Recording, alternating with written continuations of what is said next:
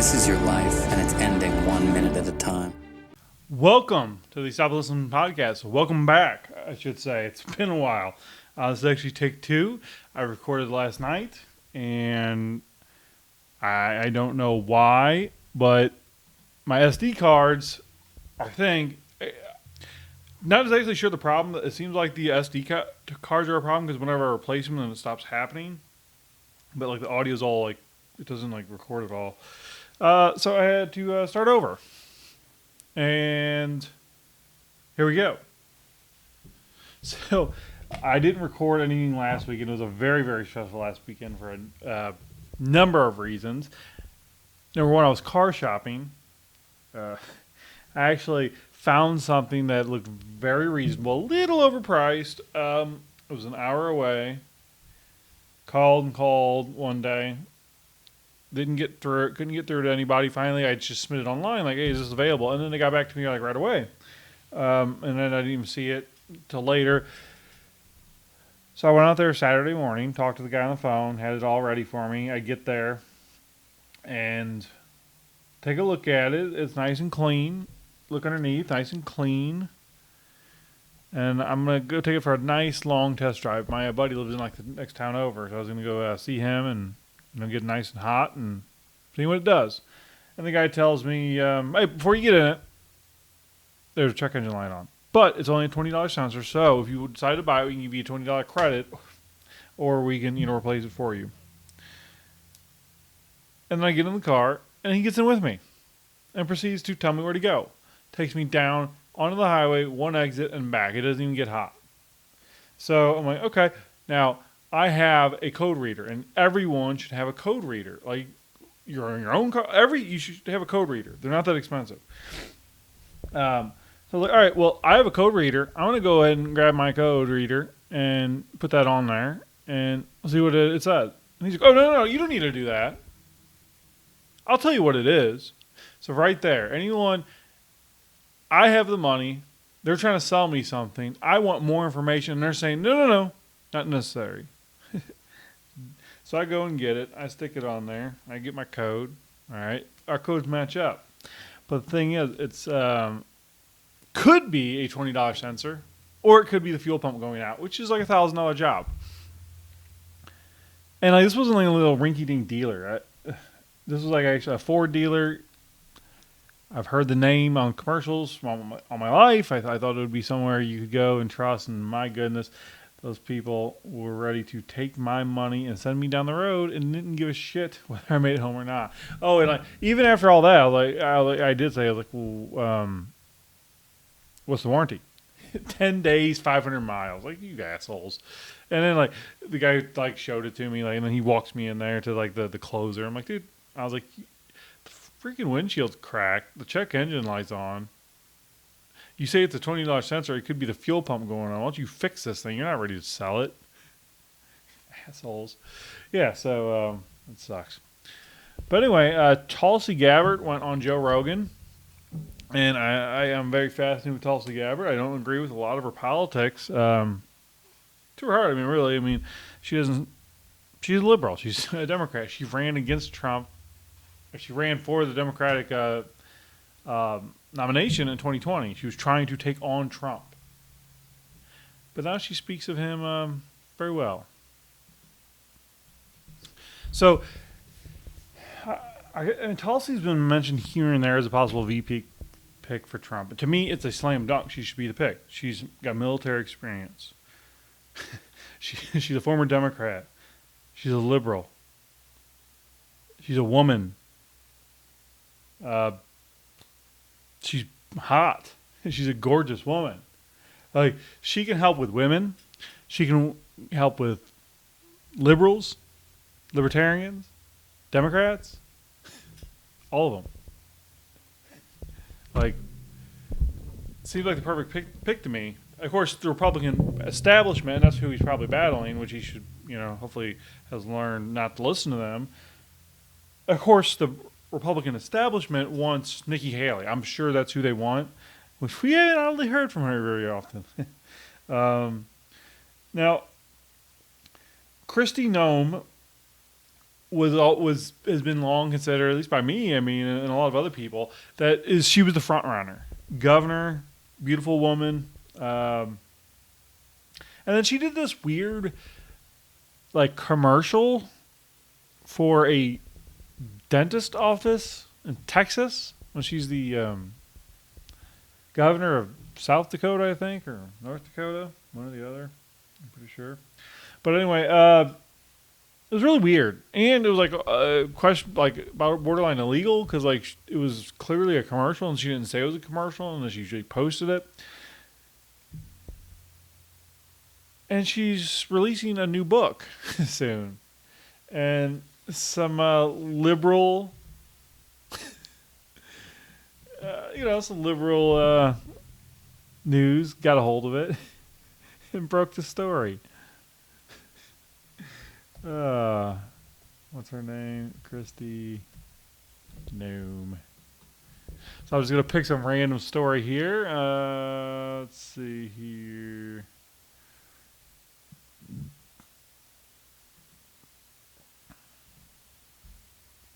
So, all right, check this out, folks. Just FYI on biased news. So, I'm using start page as my search engine, and we've got South Dakota government website, another one there, Wikipedia, Twitter, Instagram. We do got the Guardian in there. That's what I used yesterday. KristiNoem.com. So, out of curiosity, let's see.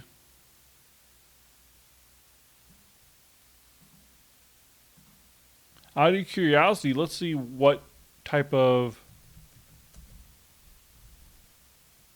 search results come in under Google.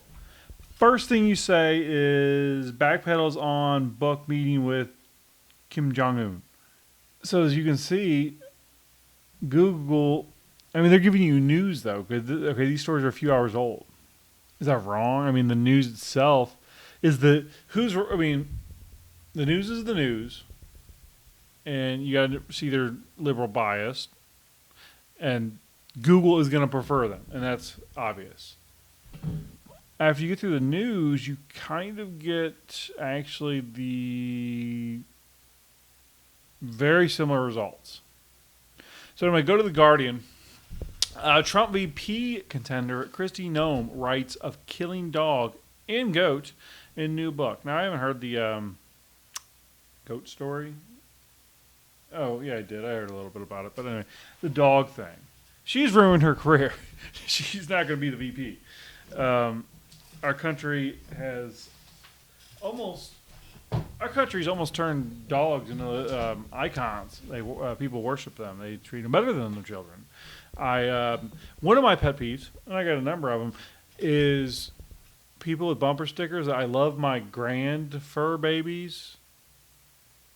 So, like, a woman who, almost certainly a woman, it has a sticker about her children's own dogs.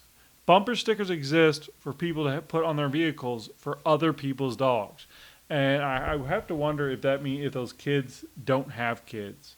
And that's just, they're just longing for it. And it's like, well, we got dogs. Anyway, she killed a dog 20 years ago. And she's ruined her political career. And the way it was kind of reported, that the dog was a little rambunctious. It was a hunting dog. She took it on a hunting trip, and it was just uncontrollable. But when it crossed the line was that she had the dog in a truck, and she was talking to some neighbors, and it escaped the truck and went on a killing rampage of chickens. Then when she tried to stop it, the dog bit at her, and then ultimately killed it. And everyone says she's a bad owner, bad training. Yeah, maybe, certainly, possibly. But it doesn't really matter. Yeah, the dog may have been trained poorly, but I don't know if this was in the book. Apparently she went on Handy and explained that this dog coming to them was their second chances before. The dog was already with a family and children was too aggressive, so that's why she ended up with Kristi Noem, which is odd. As I'm saying, I'm like, well, Kristi Noem had children herself, like. So someone said, I can't handle this dog. It's too aggressive to be around my kid. And Kristi said, okay, well, I'll take it. So she may be a moron. Yeah, she probably is. But anyway, the hunting thing, I don't know. I don't have any experience with hunting dogs. But so she had the dog sitting in her truck with the windows down, I suppose, or in the back. You see that in the country. You'll have the dog will run around in the back of a pickup. And then the dog seen the chickens and attacked. And just clamped down and started and just killed one after another. Now, that's what they do. They go on like rampages. Foxes do the same thing. So then so the dog's attacking the neighbor's chickens. She tries to stop and the dog bites at her. You essentially have no choice but to do exactly what she did. And then she pointed out, like, yeah, I mean, something when dogs kill livestock,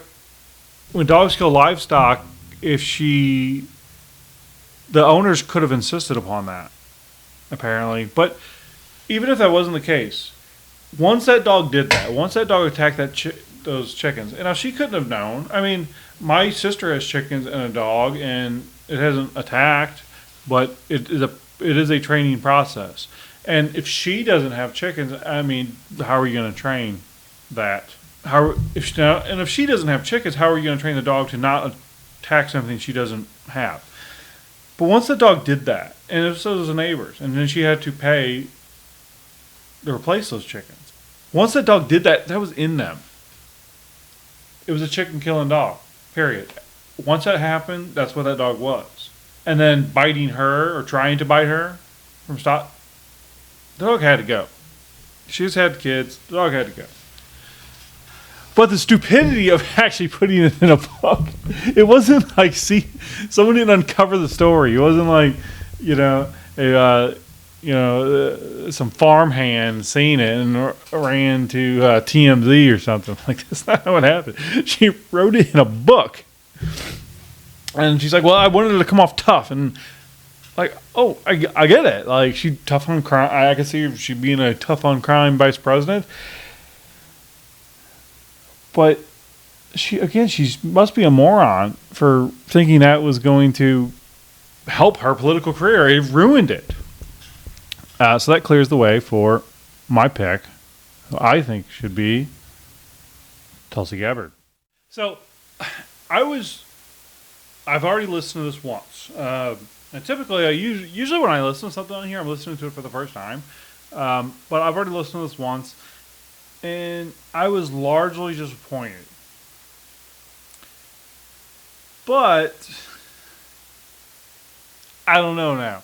Like, when I initially listened to it, but then, like, at the very end, and we'll listen to it, she says something.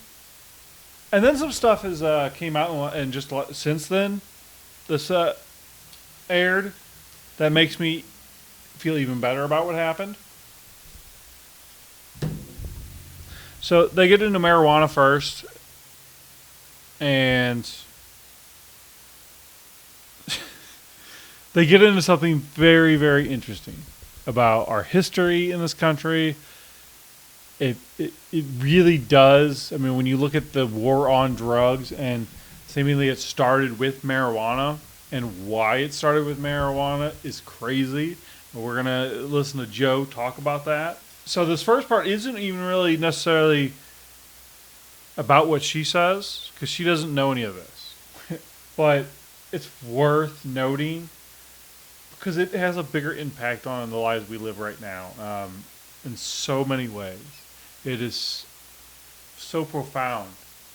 I don't think we can really quite understand how much what the history of the getting rid of marijuana in this country impact it has on today. Back canvas that writers paint on, or that artists paint on, that the original word canvas came from cannabis. It was made out of hemp. Interesting. They made hemp paper as a better paper. They made hemp clothing. Yeah. It's far superior to cotton. The only reason why this is where it gets weird, There's a bunch of things that took place that took hemp away from being a common source of paper and clothing. But one of them was making slavery illegal. Because before they came out with the decorticator, what the primary way they used to process hemp fiber was really painstaking, because it's an incredible plant. Yeah. It's a very light plant, but it's insanely durable. Like, hemp clothing is so much more durable. Like, I have a hemp jujitsu gi from Datsura. Okay. And that sucker never rips. Yeah. My cotton gis, they're good for, like, you wear them for like 6 months, a year. The shit starts going. Even like really strong, stable cotton threads start going. These hemp gis are like, they're invincible. It's crazy. And hemp paper is so difficult to tear. It's like a completely different. Apparently, the rescheduling of marijuana, one thing that'll do is allow them to, I guess, so if you're a hemp farmer, you don't sell marijuana, weed, whatever, you don't sell anything like that. You're just a hemp farmer, like Joe's talking about. Then you harvest it and you make stuff out of the hemp, or you sell it, what have you. But it has to be tested. Now, this hemp that is just going to be made to make things like clothing, but if it has too high of a THC level that apparently the farmers can't really control, it has to be destroyed. It can't be used. They're making it harder for us to get. They've made it harder for decades. I mean, in this country, to be able to get better made goods because of this. So it's crazy.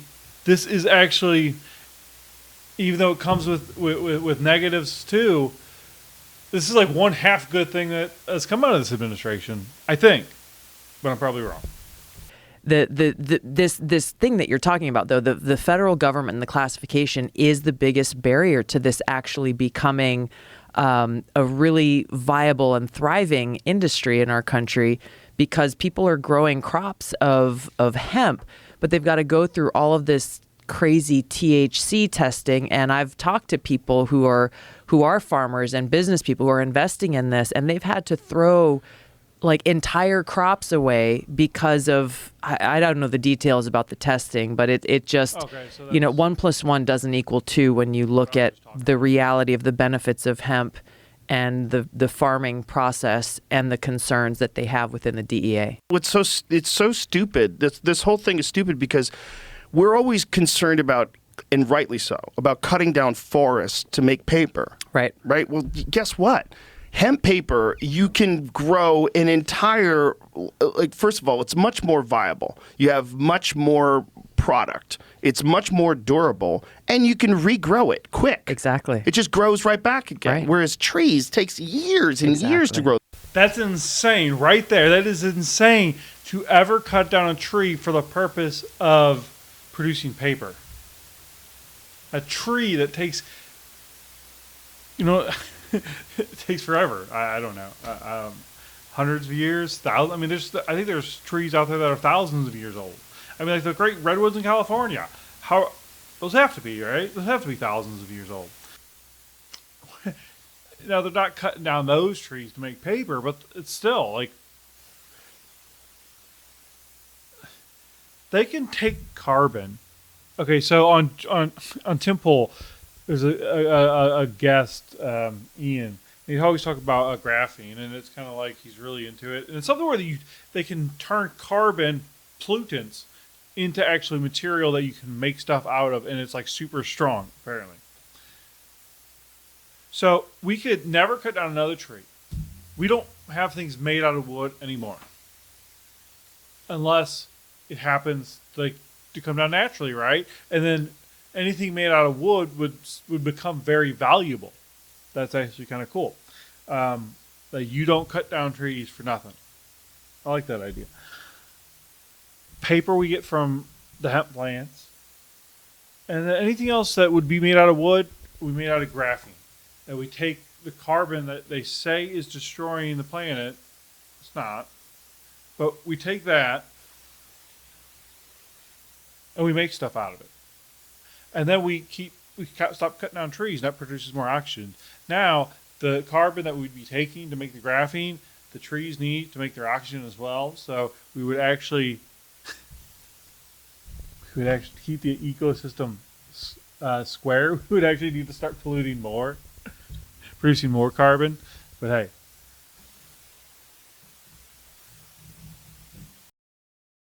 Them back. Hemp, you got another season. Whoop. Yeah. Okay, here's the hemp plant. Grows crazy fast, super light, super durable. Yeah.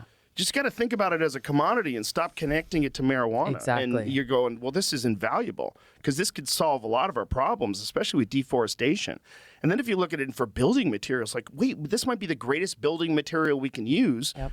It's incredible insulation. Yep. It's very durable and strong. And again, renewable, like Yeah. instantaneously. It grows so quick. Yeah. And that's why it's called weed, apparently, because it does like naturally. It grows so easily everywhere. I'm even thinking if it's like fibers, what he described as fibers. I mean, and if it's really strong, what if you like mix that in with concrete and then make the concrete even stronger? It would, actually. It's just. I mean, I introduced legislation in Congress to deschedule it completely because it shouldn't be. Well, It the just shouldn't wildest be. thing is how it happened in the first place. The wildest thing how it happened in the first place is because it was all William Randolph Hearst and Harry Anslinger. Okay, so here we go. This is what I wanted to talk about. But what happened was William Randolph Hearst, who owned Hearst Publications, he also owned not just newspapers, but he owned paper mills and he owned forests. So he had all these forests that they would cut down the wood and use it to make paper. Well, if they were going to transfer over to hemp, this is going to be very costly. And the cover of Popular Science magazine in, I think it was 1930, find out what year that cover was. It says hemp, the new billion-dollar crop, because they came up with a new machine, and it was called a decorticator. And this new device was a device that allows you to effectively process the hemp fiber in a much quicker and easier way. So it's this machine that grinds it up. And so once they do this, they go, oh boy, we figured out, they've solved this problem of hemp where it's very durable, but it's really difficult to break down to the actual fibers. So 1938. Oh wow. So this comes out in 1938, Hemp, the new billion-dollar crop. And so it's the cover of Popular Science. Every newspaper in the United States. He was a left-winger, and everything was in march step with what he said. Almost no one knows that like so much of our country, the mindset was shifted by that one man, who seemingly cut down trees around this country. And if there is global warming, if there actually has been somewhat of an uptick, that's not going to make much of a difference, but still is there. It's because of him cutting down all these trees to produce all this propaganda. And it's not known. Magazine. Do you see? Do they have the cover so you can see what it says? This is an article actually. Oh, just an article. Today about this somewhere. About hemp. Oh wow. About the article. Popular Mechanics magazine. I'm sorry. So the article is from 1938, and so when they come out with this, they talk about this new invention. See if you could find a photo of the decorticator, because it's like this grindy kind of thing. Is that what it looks like? Hemp, the new billion-dollar crop. So once they had this ability to really quickly turn it into fibers, then big industry starts getting involved. And what they start doing is they start making these stories and putting them in the newspaper about Mexicans and black people smoking this new drug called marijuana and raping white women. And marijuana was not pot. Marijuana was a wild Mexican tobacco. It was a slang for a wild Mexican tobacco. Really? It had nothing to do with marijuana. So they started attaching this name to something and calling it a drug because they knew that cannabis was so ubiquitous. And hemp as a commodity was, everybody knew it, what it was good for. Right. And so they had to come up with some sneaky way to get. The way he's explaining that, so it's like saying, okay, aloe plants. A lot of people have aloe plants, right? And It feels really good if you got a sunburn or a wound or something. Put some real olive juice on there, and aesthetically, nice to look at. And then, so if they said, you know what, aloe plants are really bad for you, we're making them illegal, we'd be like, well, what the fuck? No, they're not. It's fine. But if they said no, if they just identified like one of the chemicals in the aloe plant and said that is bad for you, and then all of a sudden there's no more aloe plants at the store, and then we're like, well, where's the aloe plants? That's kind of what that means, I think. Get it through, so they come up with the word marijuana. So marijuana was not a term for pot. It wasn't a term for cannabis. It was a term for this wild Mexican tobacco. And so when they started making marijuana illegal, Congress didn't even understand that it was the same thing as hemp. And so they had to come up with some sort of a tax stamp that you can have in order to grow hemp while marijuana is illegal. And then this is like right after Prohibition, right? Right. So Prohibition ends. You got all these cops that were used to busting people, like, sick them on the farmers now. Exactly. And this is what happened. Exactly. And then they come up with these dopey movies that are amazing to watch today. Have you ever seen Reefer Madness? Mm-mm. It's crazy. It's like people smoking pot, just jumping out of windows and killing people. It's just like, it has this guy smoking pot. Talk about some propaganda. Oh, it's the worst propaganda, but it was really effective. Like, this is it. I've got a few of these posters Weird. that I have them. orgies. I have them framed Oh my gosh. because these movies were insane, and they were just full-on Wow. propaganda Lust, movies. crime, sorrow, hate, shame, despair. Find the movie. Find a clip from the movie Reefer Madness. We'll just watch it without playing it. But it was so nutty. Like, and they scared everybody. Yeah. Like, oh my God, oh my God, oh my God. So understand that media has sucked forever. Yeah, exactly. Just understand that. So this is Reefer Madness. At the local soda fountain. Innocently they dance. So that dude on the piano, Of a new he's a and reefer deadly man. menace lurking behind closed doors. Marijuana, the burning weed with its roots in hell. Look at him. In this film, you will see the ease with which this vicious plant can be grown in your neighbor's yard, rolled into harmless-looking cigarettes, hidden in an innocent shoe or watch case. In this startling film, you will see dopesters lure children to destruction. We're going over to Joe's place. Why don't you come along? We have a date to play a set of doubles. Oh, you can play anytime. Come on, we'll have some laughs. Can I go along with you? Sure. Hey, I'll see you at dinner, sis. If you want a good smoke, try one of these. You will meet Bill, who once took pride in his strong will as he takes the first step toward enslavement. Enslavement. If you're afraid, Smoking the soul-destroying reefer, they find a moment's pleasure, but at a terrible price. Debauchery, violence, murder. Oh, Wow. look, she's just gonna jump out the window. Oh my gosh. Jeez. Apparently, it makes you act terrible too. Right. Terrible at acting. Look at this guy. Hopeless Play faster. insanity. Point, folks. You don't think they're doing that to us all the time? Throughout history of this country, they've been doing that. That was the 30s. They stopped. Whether it be the government or business, or they doing it hand in hand. That's what fascism is. We have Antifa in this country who goes around and riots to protect our fascist government. It's so clever. It's so clever. Oh my God. Oh shit. All right. I intend this to be a short podcast. I'm going to stick to the one subject. Just for reference, I'm at 45 minutes right now. And I've got a lot more to go over. I've got so much to cut out. I don't even know what I'm going to do. All right. So the next thing I want to check out is at 56 minutes. It's weird. It's Osama bin Laden's led it to America. Yeah. The letter to America thing was wild too, where everybody was like, "Wow, Osama bin Laden had a point." Oh my gosh, I had a dinner the other night with a family. It was during the holiday of Passover, and this question came up about what would happen if another 9/11 style terrorist attack or some major incident like that came up in our country today. Would it have that same kind of unifying effect that occurred after that attack on 9/11?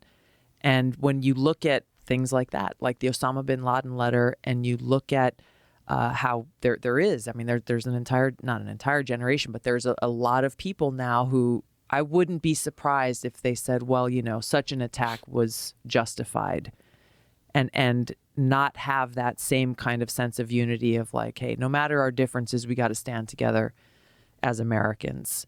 And that should be a serious concern. It should be a serious concern also when you really take into consideration how many genuinely dumb people there are. And when you have a situation like October 7th in Israel, I saw within days, before Israel did what they did in Palestine, within days, I saw people justifying the attacks on October 7th because of the treatment that Israel has given to the Palestinians. I'm like, hey, that's crazy. That's crazy. That's crazy to say that you think people should be indiscriminately shot and killed and just en masse at a fucking rave, like paratrooping. And you think that's okay because of what Israel's done. But guess what? Those people didn't do that. Right. Those people at the rave and those people that are on the border, those are apparently, according to Ari, those are the hippies. Right. They're the ones who want to be, they're the ones who don't believe that we should be Don't believe in borders. Yeah, they don't believe in borders. Exactly. They want to be close to the Palestinians. Which right. Exactly. And that's where, some of the things that they're chanting at that these protesters are chanting at Columbia University and some of the other ones, we hope that October 7th happens 10,000 times over, they say, celebrating Hamas, this Islamist terrorist organization. I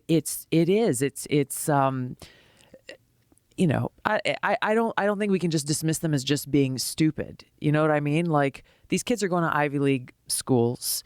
They are being absolutely manipulated, and there is a very intentional ideological war that is being waged in this example by these radical Islamist groups like Hamas. And they had planned this. They've been doing this for hundreds of years, and they're using technology and they're using other means to be able to achieve that end. No doubt. As is Russia, as is China. They've infiltrated universities. The famous Yuri Bezmenov speech from 1984, which is crazy when you... It will happen here. We have a unprotected southern border, a northern border. So, I mean, they can come from either direction. We're an unsecured country. To think that there aren't terrorists here waiting for their signal to carry out an October 7th style attack in this country, and it's not, I don't believe it's going to be in one city. It's going to be in multiple cities. But the question we'll find out, I think someday, I fear, is how many? 5 cities? 10? 100? What if they went through the top 100 cities of population in the United States and they sent 10 militants, each one is ready to die? How much damage could they do? Planned out, armed, and just with the goal that they were going to take as many people out with them until they were taken out. 100 cities all around the country, 10 people, that's 1,000. Well, how easy would it be to get 1,000 extremists in this country? What if it was 100? It was 100 soldiers in 100 different cities in this country.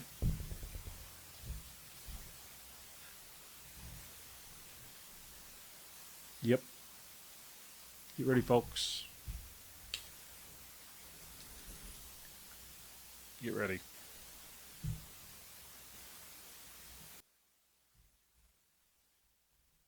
Going to run the country? How are you going to run it? What are you going to do with all the guns? Well, that's where, this again, Hamas had this whole thing planned, like, gaining the compassion and the sympathy of the world. How did they and plan that? How did they think that they were going to do that? that they knew how Israel. Apparently, historically, whenever the world has deemed Israel has gone too far in defending itself, things turn, and they turn hard. So they had to provoke an attack so then the world could turn against Israel. And they've been using Palestine for this purpose since its inception. So, modern inception. That's the truth. Go to a college campus, and I guarantee you can't find a single person that can tell you that. Would react, and they were ready with social media and then all of the means of communication to play on the sympathies of people, the compassion and kind-hearted people around the world. Republicans could communicate to people at all. Like, Hamas is better at communicating to younger America than the Republicans are. Could you imagine if we could get all these college campuses, all the students fired up about what the government is actually doing to us?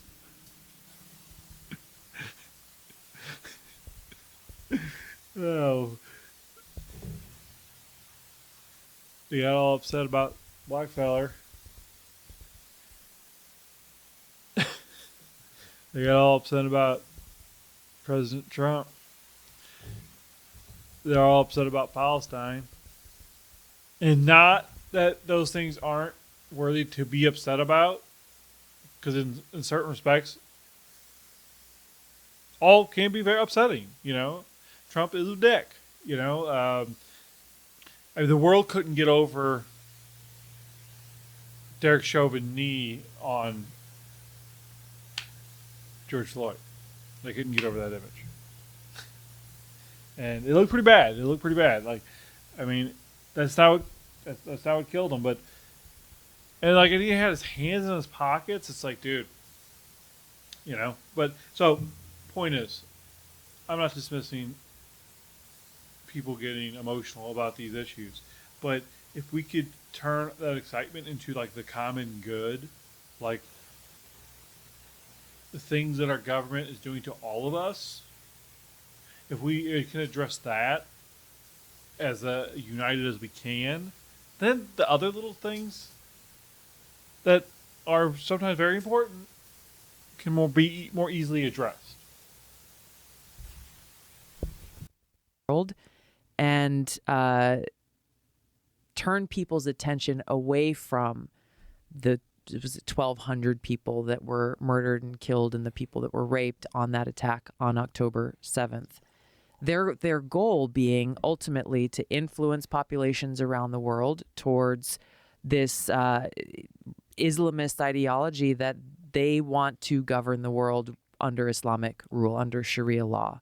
And we've seen already how it's been successful in some parts of the world, even in Europe. In France, somebody was saying that I think it's 25% of France is already living under Sharia law. And so this ideological war that's being waged is not, it's being waged by one side, and there's not a counter narrative. There's not a counter war being waged on the other side to defeat it with a superior ideology of freedom and what we value as a society. And that's very, very true. And again, in these universities, how much all these people screaming for Palestine, do they have any idea what Sharia law is? Now, that doesn't mean whether you understand Sharia law or not, and I'm not saying I'm an expert by any means, but that doesn't mean you wouldn't care about people who you believe are being massacred. And certainly there are people who are dying, and not all of them deserve it, and that sucks. That really sucks. I don't know what the answer is. So I'm going to skip ahead. We're going to go to end here. Subterfuge and shenanigans and so much money being funneled around and moved around. It's just like, whew. I think that's where there is, there is a silver lining in what we have been through through COVID and through everything that's happened since. Is I think more and more people are waking up and at a minimum just questioning what they're being told. Is this actually true? Looking for information and news from other sources than maybe they had been before. Yeah. And just what you said, no one's coming to save us. I think that is the message I'm carrying. I'm on the road constantly, and I'm talking to people who are. My hope is that Trump makes some positive difference in our lives if he's allowed back in office. But it's on us. We are under attack right now, and Trump winning will give us a platform, will give us the ability to start making the changes that we want in our communities. Just try not to look too far away, you know what I mean? Like, think about it. Like, you may care about your, like, third cousins and shit, but you're not going to, like, worry about them more than, like, your immediate family. So think about that as far as government goes. You know, we're all concerned about Trump and his trials and tribulations, and you know, we let our own politicians just get away with screwing us at every opportunity. We'll listen at events and on different media platforms. It's what I focused on in my book, For Love of Country. The truth about what is happening in our country, the experiences that I had in the Democratic Party that caused me to leave the party, and understanding that in this situation, and there's a lot to be fixed across both parties and the government, but in my experience and in the situation we are in right now with the Biden-Harris administration, they cannot be allowed to remain in power. We can agree or disagree on different issues, and it's good, and we should have those conversations. But when you look at the unprecedented abuse of power that they are engaging in, undermining the rule of law, politicizing our government entities, targeting Americans who happen to be their political opposition, whether it's Donald Trump or the mom who's protesting at a Board of Education meeting to have a say in what kind of education her child is getting. This is happening across the country. And if we, the American people, don't do something about this and stop them and hold them accountable, what happens in these elections? If they're allowed to remain in power, they will tell us, hey, you gave us a mandate. You said, hey, good job, thumbs up, keep at it. And we'll see everything that's happened just continue to escalate to a point where I have no doubt that our freedoms will be eroded to a point where it'll be virtually impossible to get them back. And where do we go from there? America no longer becomes the land of the free and the home of the brave. It becomes the land of people who are controlled by the government and forced to comply or else.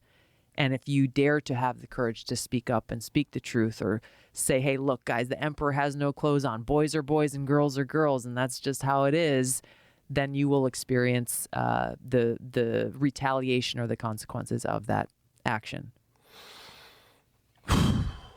Well said. Thank you, Tulsi. Show your. That was it. She's in for the fight. She knows what's at stake. She's a former Democrat, and supposedly she turned down RFK for VP. Why would she do that? Why would she do such a thing? And why wouldn't Joe ask about it? Why? Why wouldn't Joe ask about it? She's got to be Trump's pick. She's got to be Trump's pick. Tulsi has got to be with Trump. Why didn't they talk about it? See, again, Tulsi will help win over Democrats, liberals, libertarians, women, and we didn't really see it so much in the clips we watched here. But Joe Rogan, I think he's a married man, and I'm not saying he's like, I'm sure he's a very honorable man, but he clearly has a thing for Tulsi.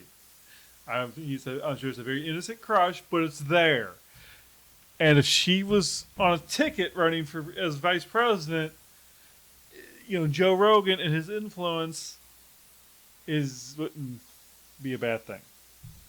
So after I watched this, though, actually it was moments before I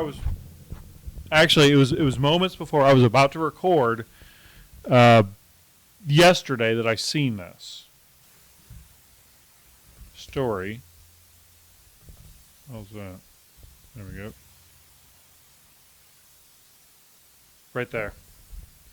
Donald Trump is going to speak at the Libertarian National Convention. So, this is where they would actually crown their candidate. They may be doing that with Donald Trump. Apparently, they've got 10 issues they're going to ask him about. I think this is more proof it's going to be Tulsi. Trump's in the win. He knows what he's up against. He knows what they're trying to do to him. So, folks, Tulsi Gabbard for vice president, Donald Trump. See, and Tulsi Gabbard as vice president makes her a very, very, she's already ran for president once, making her vice president for Trump. She's going to run, she probably would be president, and I don't want to see a country with her Supreme Court justices. But to get to that point, we need sanity to prevail in this country in November. So, as mentioned earlier, the House, the Republican-controlled House, passed like an anti-Semitic bill, making it a hate crime, a federal hate crime, and they don't even define what that means. They refer to a international website that other countries have influence over that outlines what anti-Semitism is. Hatred of Jews, anti-Semitism. Okay. Criticism of Israel, apparently also anti-Semitism. You can't criticize a system of government run by people, fallible people, sinners like you and I. We can't criticize them. But they also say that saying that Jesus was killed by Jews is anti-Semitism. Thus, will be a federal hate crime. Preaching the gospel is going to be a hate crime in this country. Now, this is going to go to the Supreme Court. If you call yourself a Christian, if you check that box and you're not in it to win it, if you're not down, if you don't believe the scriptures, if you don't believe it's in the Bible, we need you to wake up. People are behind this, and they're doing it for a reason.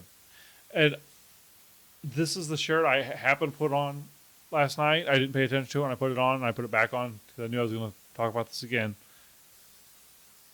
People, I don't even think I'm going to go to church this weekend because I'm fairly certain my church won't mention it. Most churches won't. 99% of churches will not mention what happened this week. The pastors are under threat. They are going to be hunted down. You've got these new wave Christian factions that just, Jesus was a loving guy and he's fine with everything. He doesn't judge at all. There is no sinning apparently with this form of Jesus. That's what we're going to start at. We're going to see more and more of that. They're going to transform who Jesus is. If you fear God, if you think there's a God out there, even if you don't think it's my God, you just know there's a God. You don't think it's the Christian God? Listen, get yourself a Bible, start reading it. Actually, get yourself 2 Bibles. And find one and hide one. Probably going to need to. The other one, read it. over and over again. So, folks, that's all I got today. Shit's getting real. Have a good weekend. I'll see you next time. Bye.